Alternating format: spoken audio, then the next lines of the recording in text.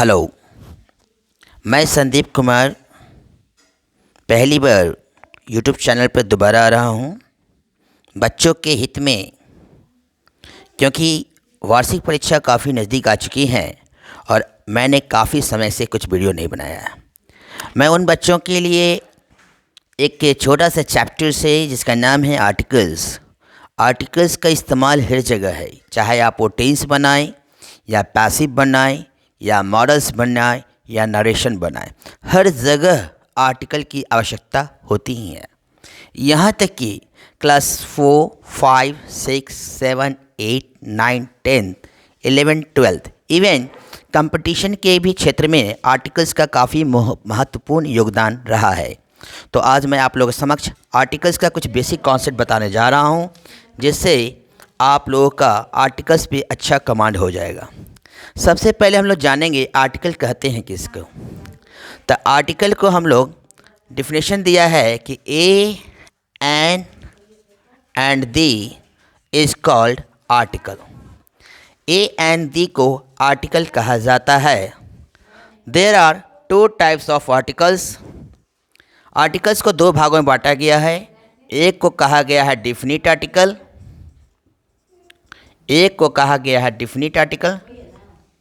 और दूसरे को कहा गया है इंडेफिनिट आर्टिकल। इंडेफिनिट पहले को कहा गया डिफिनिट आर्टिकल और दूसरे को कहा गया है indefinite article. A an indefinite article कहते हैं कैसे, तो a an is called indefinite article और डिफिनिट कहते हैं the is called definite article. मैं आप लोगों को बताना चाहूँगा, बहुत बच्चों को ये भी पता नहीं होगा कि डिफिनिट और इंडेफिनिट का मतलब क्या होता है। डिफिनिट का मतलब होता है निश्चित और इंडेफिनिट का मतलब होता है अनिश्चित। एग्जाम्पल देता हूँ, मान लो कि मेरी क्लास में किसी बच्चे ने मेरा पेन ले लिया। मैं कहूँगा a boy has stolen my pen. इसका मतलब होता है किसी लड़के ने मेरा कलम चुराया है, लेकिन मैं वो नहीं जानता हूँ कि वो किस बच्चे ने चुराया है। सो इसे हम लोग इंडेफिनिट की तरह समझ सकते हैं। A boy has taken my purse. किसी बच्चे ने मेरा पर्स ले लिया है, बट वी कांट फाइंड कि किस बच्चे ने मेरा पर्स लिया है, ये मुझे पता नहीं है। सो इसे हम लोग इंडेफिनिट की तरह समझते हैं। और डिफिनिट का मतलब होता है निश्चित। उदाहरण के तौर पे मैं बताना चाहूँगा, the boy who has stolen my purse has seated behind you. जो लड़का आपके पीछे बैठा हुआ है उसी ने मेरा पर्स चुराया है। इसका मतलब ये कंफर्म हो गया कि डिफिनिट बच्चे की बात हो रही है। जो बच्चा आपके पीछे बैठा हुआ है उसी ने मेरा कलम चुराया है। The girl who has seated behind you has taken my heart. जो लड़की आपके पीछे बैठी हुई है उसने तेरा दिल ले लिया है। तो मैंने यहाँ बताया आपको कि जो लड़की आपके पीछे बैठा हुआ है, इसका मतलब क्या हुआ, ये डिफिनिट बच्ची का बात हो रहा है जिसने मेरे दिल को तोड़ा है। अब मैं आप लोगों को यूजेज ऑफ ए एन बताना जा रहा हूँ कि आखिर हम लोग ए एन का इस्तेमाल कहाँ कहाँ करते हैं।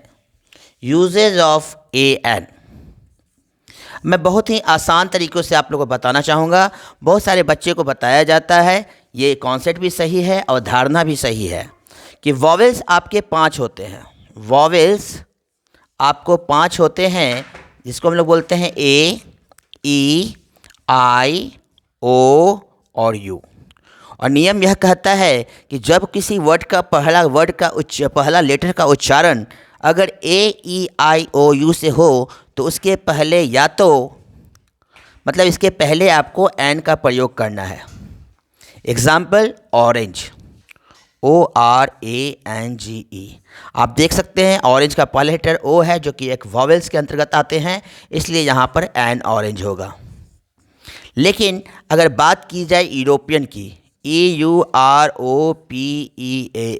यूरोपियन, हम लोग देख रहे हैं यहाँ पे, जैसे कि आप देख सकते हैं यूरोपियन का पहला लेटर ई है जो कि वॉवेल्स के अंतर्गत आता है। लेकिन अगर आप इसके अंतर्गत एन लगाते हैं तो आपका ये हो जाएगा गलत। तो यह अवधारणा, यह रूल एंड रेगुलेशन आपको एग्ज़ाम में कहीं ना कहीं खामियां साबित होंगी और आपका आंसर्स हो जाएंगे गलत। इसलिए मैं आपको एक बेसिक कॉन्सेप्ट बताना जा रहा हूँ जो कि आपकी एग्ज़ाम के लिए काफ़ी हद तक सही साबित होगा।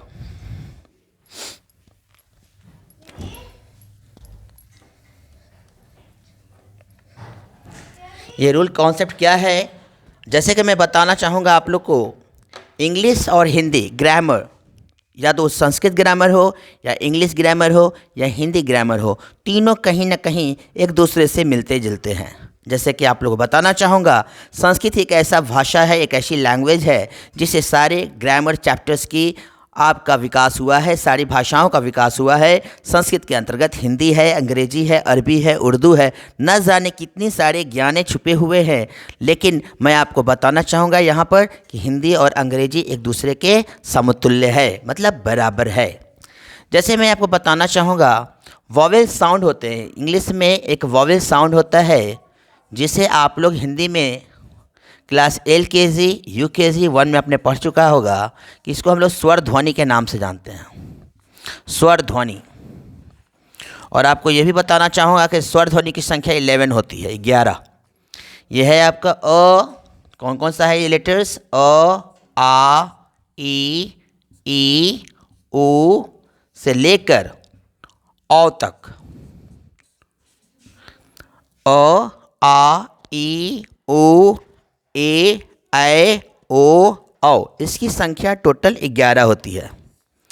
अगर किसी वर्ड का उच्चारण का पहला लेटर अगर इस आई से आता हो, मतलब कि स्वर ध्वनि से आएगा, तो उसके जगह पर आपको एन का प्रयोग करें। इसका इस्तेमाल से आपका आर्टिकल्स कहीं हद तक आपका सही साबित होगा।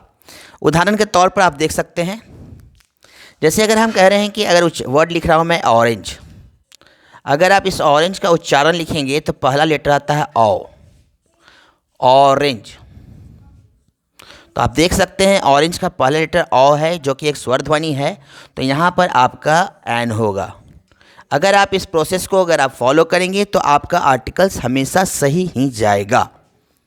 अगला मैं आपको बताना चाहूँगा, अगर इसको आप लोग वीडियो को फ़ोटो लेना चाहते हैं तो ले लें, और क्योंकि इसको जो है आपको याद करना है तो कहीं नहीं किसी न किसी कॉपी पे ज़रूर रखें। ये आपका लाइफ टाइम टिल डेथ, जब तक आप मर नहीं जाते हैं तब तक आपका ये इस्तेमाल में आएगा। आप कभी भी इसको दिखाइए किसी भी बच्चे को ऑन द स्टेशन पे, अगर कभी भी बच्चे अगर आपसे पूछते हैं आर्टिकल्स के बारे में, आप यही जानकारी दें। ये 100% कारगर है और एक ब्रह्मास्त्र की तरह साबित होंगे। ठीक है, अब मैं आप लोगों के समक्ष कॉन्सोनेंट साउंड के बारे में जिक्र करना चाहूँगा, जिसको हम लोग अंग्रेजी में व्यंजन ध्वनि कहते हैं, व्यंजन ध्वनि। बचपन में आप लोगों ने पढ़ा होगा क ख ग घ अंगा च छ ज झ इया, तो उसको हम लोग व्यंजन ध्वनि के अंतर्गत जानते हैं, जिसमें आपका क से ह तक आता है। क से ह तक को हम लोग व्यंजन ध्वनि के नाम से जानते हैं। जैसे इसको इंग्लिश में बोलते हैं कॉन्सोनेंट साउंड, कॉन्सोनेंट साउंड, और हिंदी में इसको बोलते हैं व्यंजन ध्वनि, व्यंजन ध्वनि। इसकी संख्या 33 है। जैसे कवर्ग, कवर्ग के अंतर्गत आएगा। कवर्ग का मतलब होता है क वर्ग का, तो क ख ग घ अंगा 5 होते हैं। तो कवर्ग, चवर्ग, टवर्ग, तवर्ग, पवर्ग। कवर्ग मतलब 5, चवर्ग मतलब 5, टवर्ग मतलब 5, तवर्ग मीन्स 5 और पवर्ग मीन्स 5। पवर्ग कहने का मतलब है प फ ब भ म, तो 5 5 जा 25 हो गया।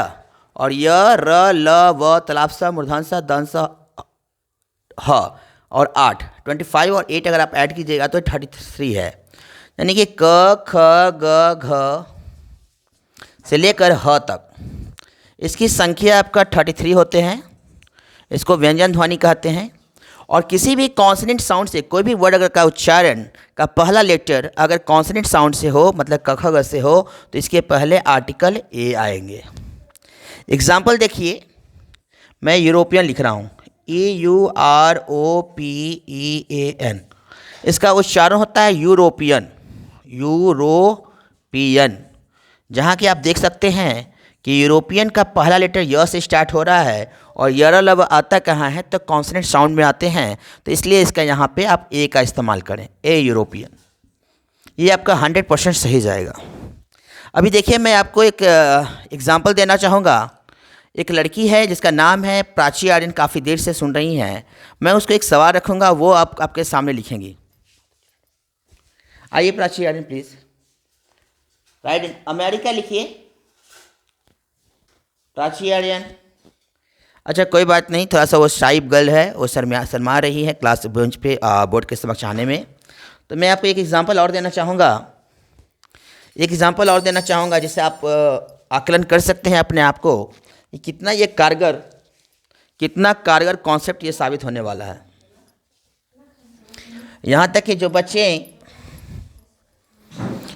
जो बच्चे जो हैं कंपटीशन के क्षेत्र में भी हैं, वो भी एएन में गलती ना करेंगे। अगर आप इसको फॉलो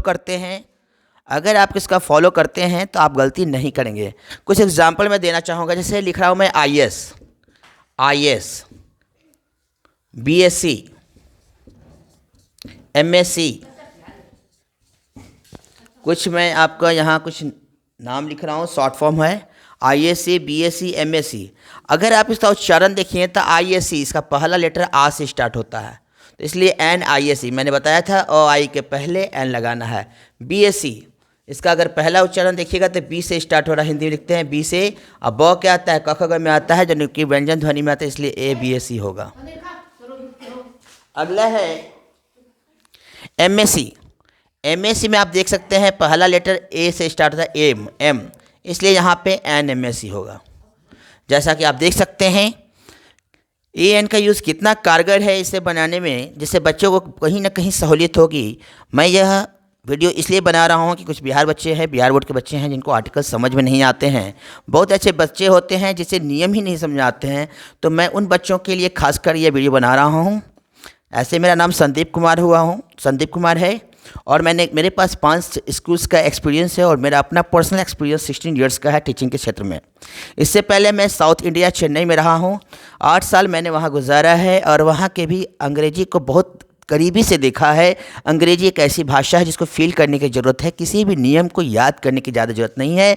अगर आपको इसे दिल से अगर आप समझते हैं या समझना चाहते हैं तो इस चैनल को ज़रूर सब्सक्राइब करेंगे। मेरा उद्देश्य ये नहीं है कि मुझे बहुत ज़्यादा फॉलोअर्स चाहिए, मुझे सिर्फ चाहिए कुछ बच्चे जो भी इसको देखें वो बच्चों को सिखा सके। मेरा उद्देश्य है कि जो मेरे अंदर ज्ञान है वो ज्ञान आगे तक सतत चलते रहे, कुछ बच्चे इसको सीखें, और एक शिक्षक का गुण जो है, जिसे हर टीचर्स के अंदर जो काबिलियत होती है, कहीं ना कहीं उनके काबिलियत के अंदर कुछ शिक्षकों का बहुत महत्वपूर्ण योगदान रहा है।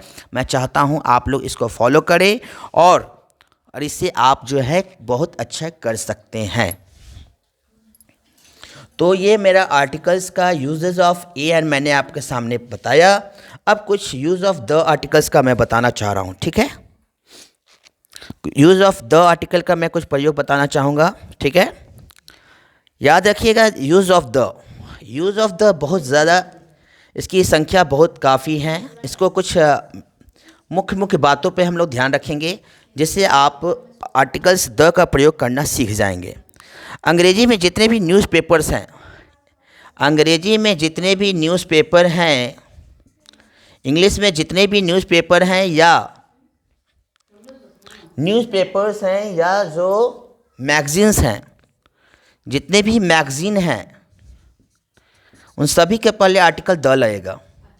एग्जाम्पल देखिए, the times of India, the Chronicle, the economic, और द फोर्ब्स एक मैगज़ीन है, द आउटलुक एक मैगज़ीन है। सभी के पहले द आर्टिकल्स का आप प्रयोग करें। अंग्रेजी में जितने भी प्लैनेट हैं या सैटेलाइट्स हैं, अंग्रेजी में जितने भी प्लैनेट हैं या सैटेलाइट है, उन सभी के पहले आपको द का प्रयोग करना है। एक प्लैनेट का कहने का मतलब है, आप लोगों को पता होगा कि सोलर सिस्टम में 8 प्लैनेट्स हैं, जैसे द जुपिटर हुआ, द मार्स हुआ, है ना, the earth, the Mars, the Jupiter, ये सब आपके प्लैनेट्स के अंतर्गत आते हैं, द जुपिटर। और सैटेलाइट आ गया मून, सैटेलाइट के अंतर्गत मून आते हैं, तो इसलिए इसके पहले भी द लगेंगे, ठीक है। बच्चे ध्यान से सुनेंगे क्लास को सुनने से ही आपके सारे आर्टिकल्स पे क्या होगा, कवर हो जाएंगे।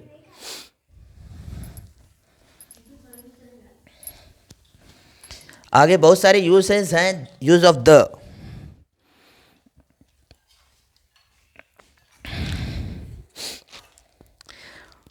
यहाँ आप देख सकते हैं अंग्रेजी में superlative degree, superlative degree, superlative degree होता क्या है, पहले इसके बारे में मैं जानकारी देता हूँ।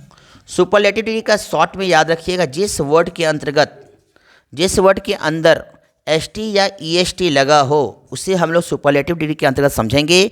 और सुपरलेटिव डिग्री के पहले हमेशा द का प्रयोग करते हैं हम लोग। एग्जाम्पल देखिएगा, राम इज़, मैं एग्जाम्पल के तौर पे दे रहा हूँ, Ram is dash, Ram is dash the best boy, best boy, sorry, Ram is dash, okay, best boy. अगर यहाँ आपसे पूछा जाएगा कि बताइए कि यहाँ कौन सा आर्टिकल लगेंगे, तो मैं बताना चाहूँगा कि बेस्ट में आप देख सकते हैं ईएसटी लगा हुआ है। और मैंने बताया कि जब भी किसी वर्ड के लास्ट में एसटी या ईएसटी होंगे तो उसके साथ हमेशा द आर्टिकल्स का प्रयोग करेंगे। ये क्लास बोर्ड में, क्लास 10th के बोर्ड में 8, 9, 10th में बहुत बार ये पूछा हुआ सवाल है कि आपको दिया रहेगा कोई वर्ड जिसमें एसटी या ईएसटी लगा होगा, जैसे कि आप देख सकते हैं, और उसके पहले आर्टिकल आपको क्या लगाना होता है, इसको ध्यान रखेंगे।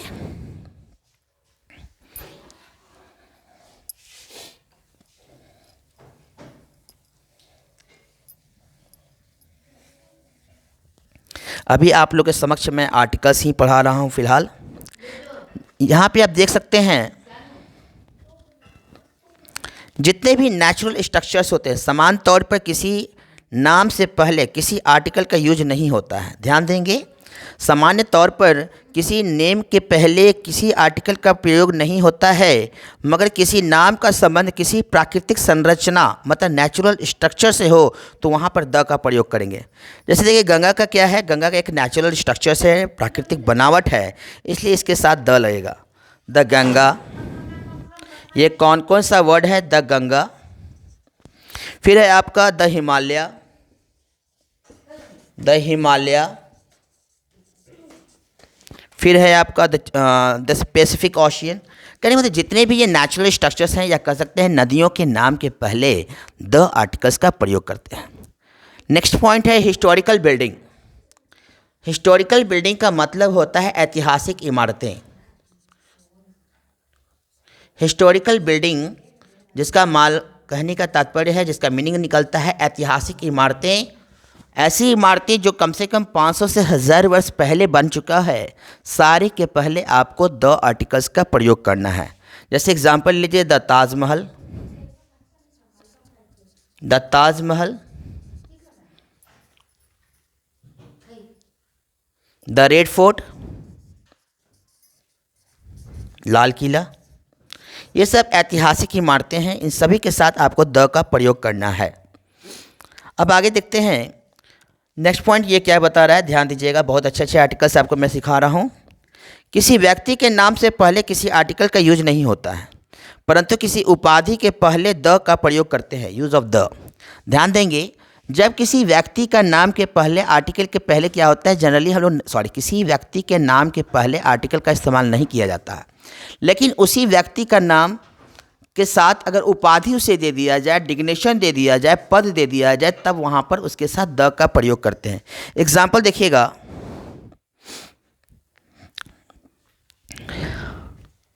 Siddhartha was called the Buddha. Example से मैं समझाना चाहूँगा, सिद्धार्थ, सिद्धार्थ ऐसे मैं बताना चाहूँगा, सिद्धार्थ भगवान बुद्ध का ही नाम है बचपन का। Siddhartha was called the Buddha. मैं यहाँ आपको बताना चाहूँगा सिद्धार्थ को बुद्ध कहा जाता था, सिद्धार्थ को बुद्ध कहा जाता था। मैं बताना ये चाहूँगा सिद्धार्थ एक नाम है, लेकिन इसको उपाधि दे दिया गया बुद्ध का, इसलिए यहाँ पर द आर्टिकल लग रहा है। Siddhartha was called the Buddha. Next point आप देखेंगे,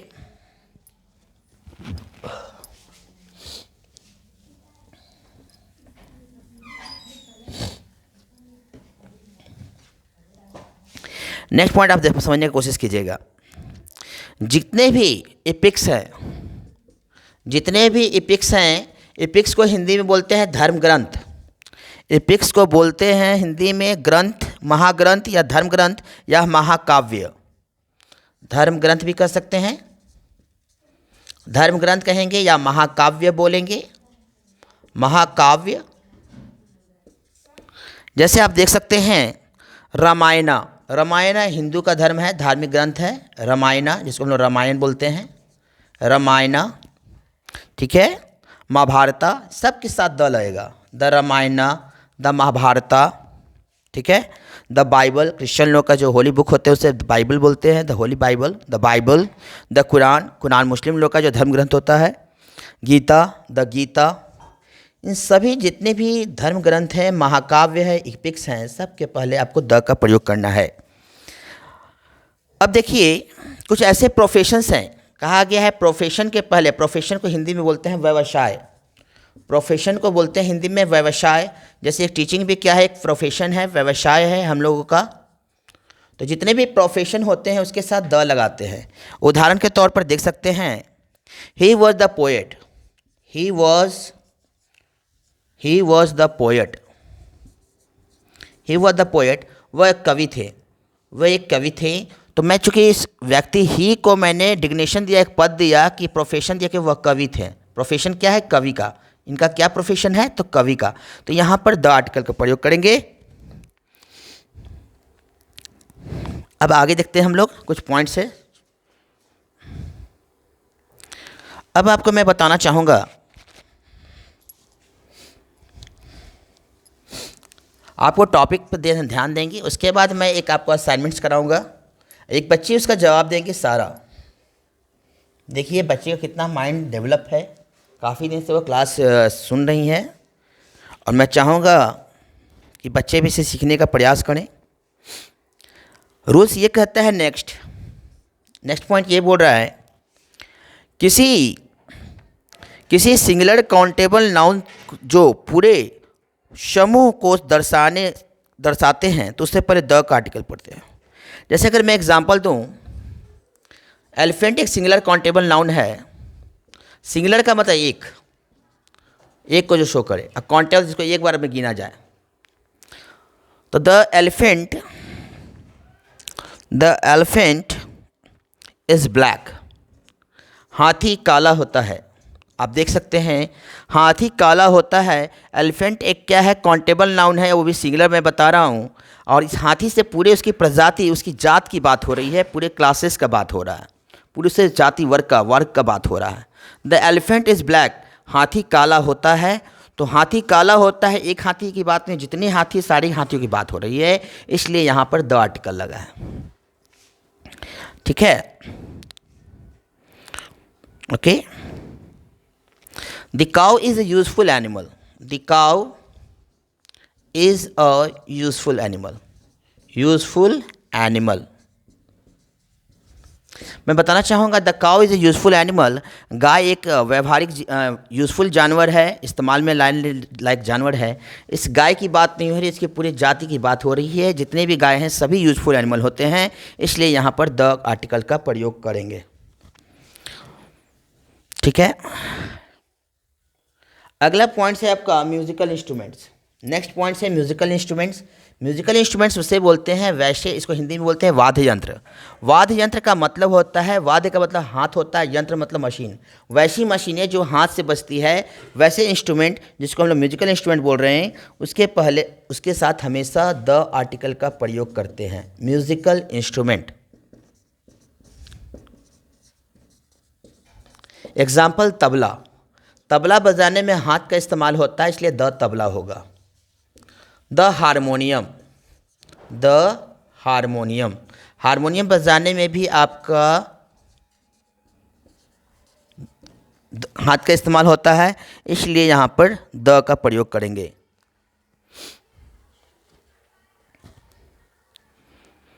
नेक्स्ट पॉइंट देखेंगे। अगला रूल्स है, सामान्य तौर पर पब्लिक प्लेस से पहले द का प्रयोग करते हैं।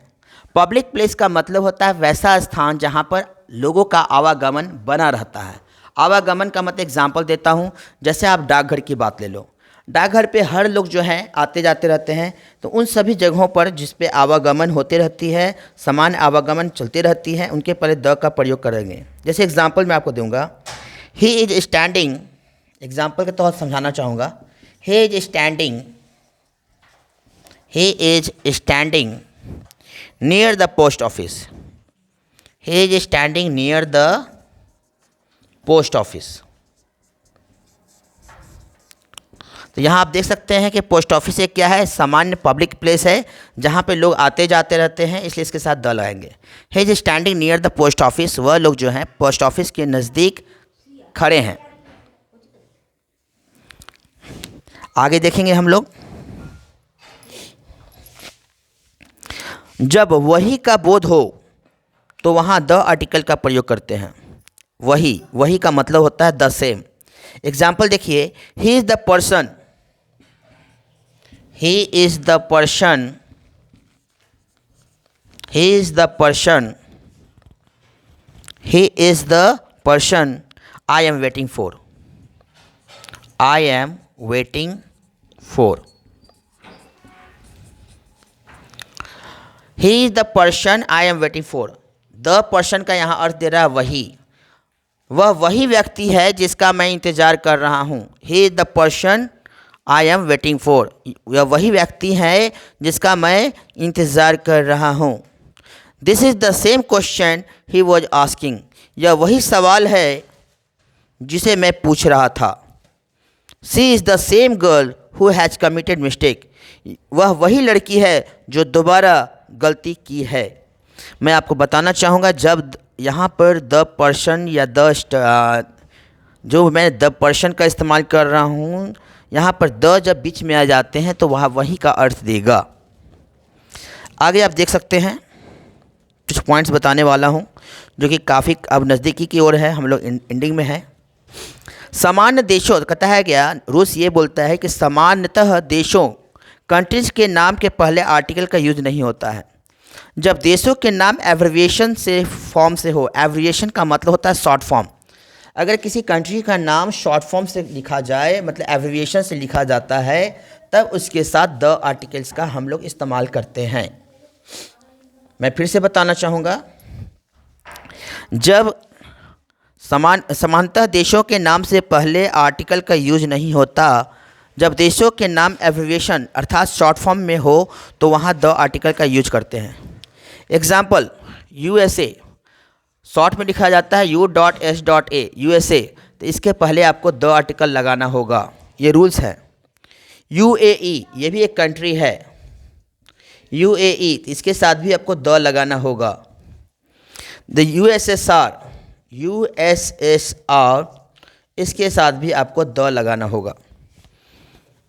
ओके, सो कुछ ऐसी कंट्रीज़ का मैंने नाम आपको बताया जो कि शॉर्ट फॉर्म में लिखा जाता है, एब्रिविएशन के रूप में लिखा जाता है, तो इसके साथ हम लोग द आर्टिकल का प्रयोग करेंगे, जैसा कि मैं उदाहरण से आप लोग को समझाने का प्रयास किया हूँ।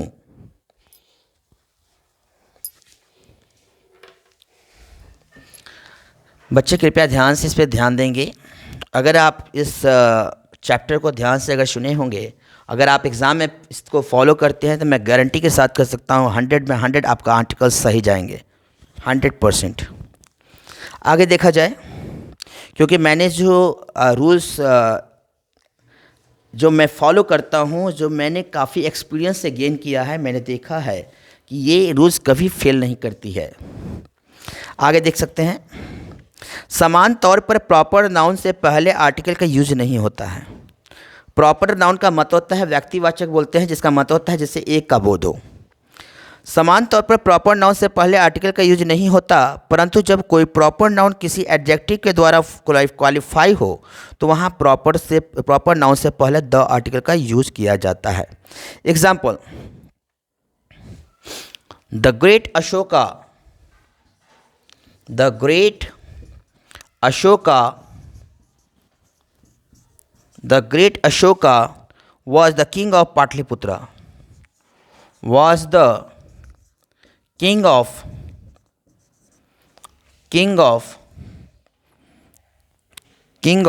Patliputra,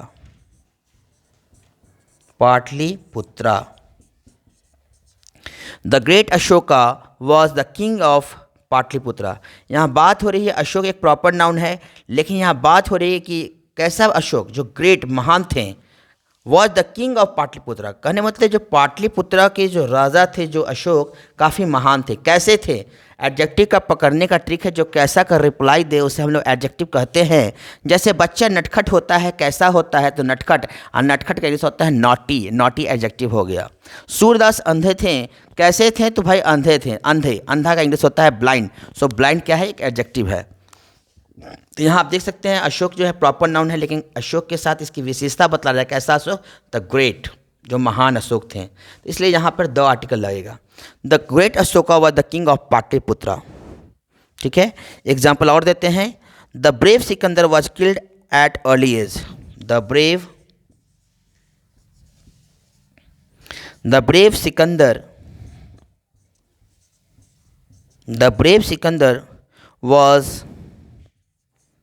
was killed at early age.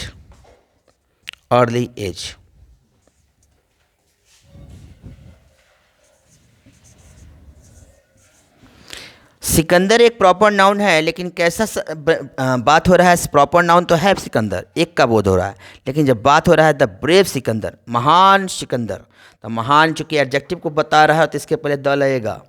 The brave Sikandar was killed at early age. जो महान सिकंदर थे बहुत कम उम्र में वो मारे गए युद्ध में। ठीक है, अब कुछ एक्सप्रेशन है जिसके साथ जनरली कहा गया है कि कंपैरेटिव डिग्री के साथ द का प्रयोग नहीं किया जाता है। जनरली ग्रामर का रूल्स ये कहता है कि कंपैरेटिव डिग्री के साथ द का प्रयोग नहीं करते हैं, सिर्फ सुपरलेटिव डिग्री के साथ द का प्रयोग कर रहे हैं। बहुत बच्चों को कन्फ्यूजन हो रहा है आखिर ये कंपैरेटिव और सुपरलेटिव क्या बात कर रहे हैं आर्टिकल के बीच में। तो मैं बताना चाहूँगा, जिन एडजेक्टिव के बीच में साथ आर या ई आर लगा होता है उसे हम लोग कंपैरेटिव डिग्री के अंतर्गत रखते हैं, और जिस एडजेक्टिव के साथ एस टी या ई एस टी लगा होता है उसके साथ हम लोग सुपरलेटिव डिग्री समझते हैं। जैसे द बेस्ट क्या है? सुपरलेटिव डिग्री है। बेटर चूँकि आर या ई आर लगा है तो वो कंपैरेटिव डिग्री है। तो रूल्स क्या कहता है सुनिए। जब कुछ कंपैरेटिव डिग्री से पहले द आर्टिकल का यूज होता है। एग्जांपल देखिए क्या एक्सप्रेशन है। The higher we go, higher देख रहे हैं कि ई आर लगा हुआ है, सब कंपैरेटिव को शो कर रहा है यहाँ, लेकिन द लग रहा है। द हायर वी गो, जितना ऊंचा हम लोग जाते हैं, ठीक है, the higher we go the colder it is.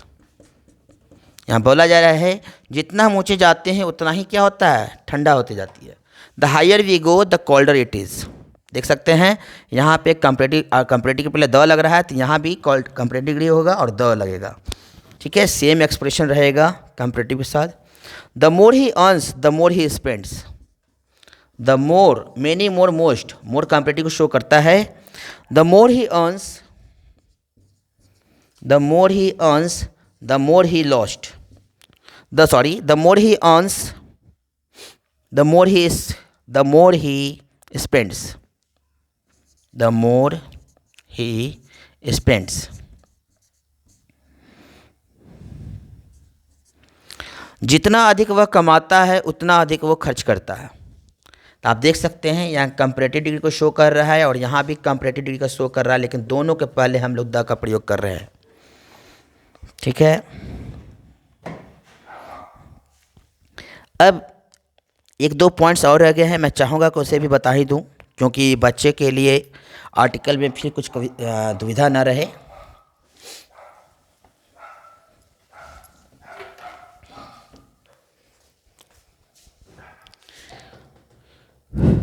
जैसे कि आप देख सकते हैं, किसी निश्चित वस्तु या स्थान से पहले द आर्टिकल का यूज करते हैं। किसी निश्चित वस्तु या स्थान से पहले द आर्टिकल का प्रयोग करते हैं।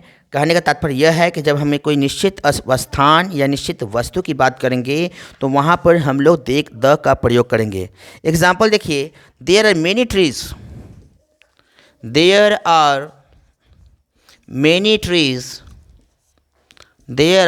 ट्रीज ऑन द अर्थ।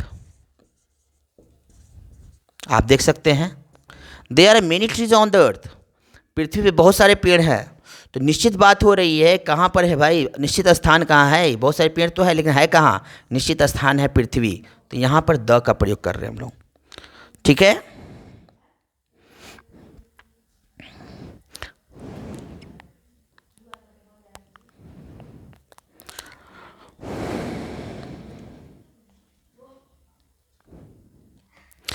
अब देखिए, बहुत ही महत्वपूर्ण एक रूल्स मैं आपको बताने जा रहा हूँ, जो हर बच्चों के किताब में दिए जाते हैं, कहानी पढ़ते हैं वहाँ भी उनको ये दिखते ही हैं। अब बहुत बच्चे गलती कर देते हैं, मैं बताना चाहूँगा ये रूल्स क्या है। जब किसी नाउन को पहली बार इंट्रोड्यूस करते हैं, इंट्रोड्यूस का मतलब होता है परिचय कराते हैं, परिचित कराते हैं, तब पहला बार हम लोग क्या रूल्स है, जब किसी नाउन को पहली बार इंट्रोड्यूस कराते हैं तो उसके पहले ए या एन का आर्टिकल का यूज करते हैं, परंतु उसके बाद उसी नाउन से पहले द आर्टिकल का यूज करते हैं। कहने का तात्पर्य है, जब हम सेंटेंस में किसी नाउन का पहला बार परिचय कराते हैं तो वहाँ पर आर्टिकल ए एन का प्रयोग करते हैं, लेकिन उसी नाउन का प्रयोग जब हम दोबारा करते हैं एक सेंटेंस में तो उसके साथ द का इस्तेमाल करते हैं। यही ग्रामर का रूल्स है। एग्जाम्पल, मैं किंग का एग्जाम्पल दे रहा हूँ। देयर वॉज अ किंग, एक राजा था। देयर वॉज अ किंग, एक राजा था। द किंग वॉज, अब देख सकते हैं पहला बार मैंने इंट्रोड्यूस कराया इसलिए ए लगाया है, लेकिन इसी किंग को दोबारा लिखने जा रहा हूँ। There was a king, full stop. There was a king, the king was honest. The king was honest, ठीक है। एक राजा था, द किंग वॉज ऑनेस्ट, राजा ईमानदार था, ठीक है। There is a singer, there is a singer, एक गायक है। The singer has a great talent. The singer has a great talent, great talent.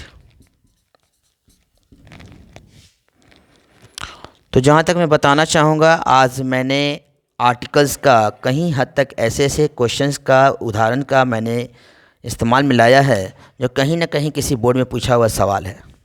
इस चैप्टर को काफ़ी दिल से समझने का प्रयास करें क्योंकि ये काफ़ी कारगर साबित होंगे, ठीक है। तो आज का क्लास मैं यहीं पे ख़त्म करने जा रहा हूँ और आशा है कि आप लोगों को ये क्लास काफ़ी पसंद आए होंगे। मैं Sandeep Kumar, icon impact foundation की तरफ से आप सभी लोगों को नव वर्ष की हार्दिक शुभकामनाएं देते हुए मैं आपको ग्रामर का एक पहला चैप्टर आर्टिकल्स मैंने यहीं ख़त्म किया और आप लोग से आशा है कि कृपया इसको फॉलो करें, सीखें और अपने जीवन में इसका इस्तेमाल करें। जहाँ भी दिखे आर्टिकल्स आप उसको बच्चों को सिखाएं, इसी तरह से सिखाएं क्योंकि बच्चे बहुत ज़्यादा कन्फ्यूज़न है यूजेस ऑफ ए एन में। धन्यवाद, आपका दिन शुभ हो। जय हिंद, जय भारत।